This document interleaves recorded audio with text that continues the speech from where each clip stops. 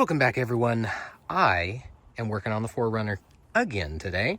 Now, if you guys watched one of my first videos, I kind of went through and did a walkthrough and let you know all the things that I wanted to fix or things that were wrong. The only light that I have on the dash was that TPMS sensor that was on. I filled all the tires and then it started blinking. And after going through and filling all the tires, I can definitely tell one of my tires is a replacement. That one's a Michelin. This one is not. So the tires have been slapped on there. I'm pretty sure one of them doesn't have it. I really don't know the whole story, but until I get new tires, I'm not gonna pay to do that. So I'm just gonna leave that, but I don't want it blinking that whole time. So what I'm gonna do is I'm gonna temporarily disable it. And in order to do that, we're gonna jump in here. We're gonna get to the module, and I know some other people have done this and they splice into the wire or they cut into the wire. I'm not really big about cutting into wires that don't need to be cut into. So let's do this a different way. So first thing we're gonna do, come down here and we're gonna take out that Phillips head, and that will be able to make this whole thing come down and just pop out some clips. It's actually super easy. Once you get that screw and just kind of plops down, nothing hard, it just comes down.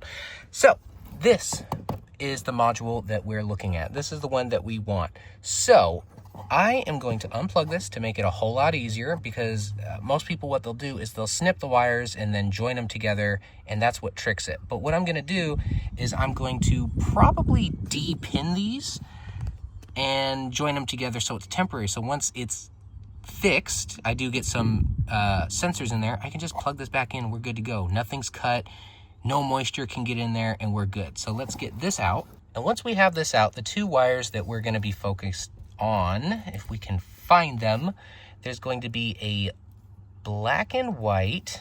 All right, so I found them. So this pink and black one, you can see it has pink and it has a black stripe. And then if we turn it over, we can see the black and white right here. So those are the two that we're gonna be focusing on. Now, in order to de-pin these, the first thing you're gonna do is you need to pop this little locking plate out.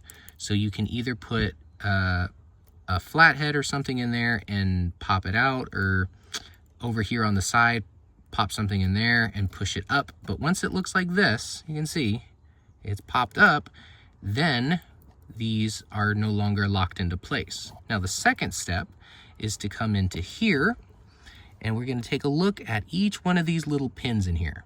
So if we take a look at the top right, because it's, I guess, clearest, you can kind of see it's a little ramp. It's a little pin that has a ramp, I guess. So what you wanna do is take a flathead and put it in there and pull that down. So this top one right here, you can see there's nothing in there, but that gap at the very top, that's where the pin is gonna come through. You can see like this one right here, the pin comes through and then clips into place once it gets to the edge, which is right at the top, the edge of that little ramp.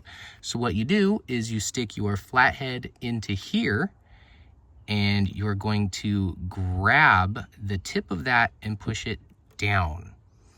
So you're gonna go in, grab it when you hit it, so you're gonna hit it like that, and then you're gonna push it down.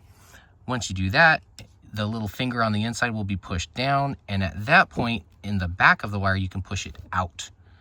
So I've got the black and white, as you can see, and the next one is the, not that pink, the other pink, that pink one. So that is the bottom over 3. So it's that one right there. All I gotta do is the exact same thing. I'm already unlocked. You can see this is still up. So it's the same thing. I'm gonna pop my flathead in there, push it down, and then pull out. So if you're looking at the pin layout like this, the pink and black one is on the bottom and over 3. I just got it out.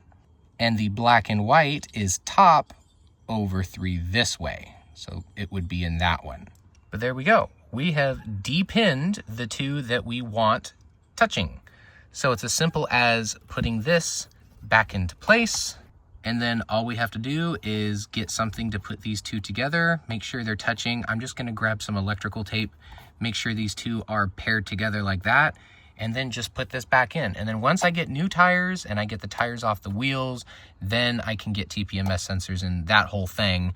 And I can grab these, click them back into place, and bada bing, bada boom, we have got a working system.